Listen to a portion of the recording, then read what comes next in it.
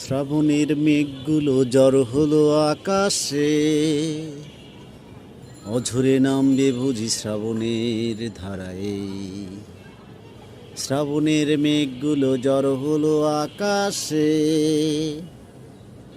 অঝরে নামবে বুঝি শ্রাবণের ধারায়। আজ কেন মোহন উদাসী হয়ে দূর অজানায় চাই হারাতে। আজ কেন মোহন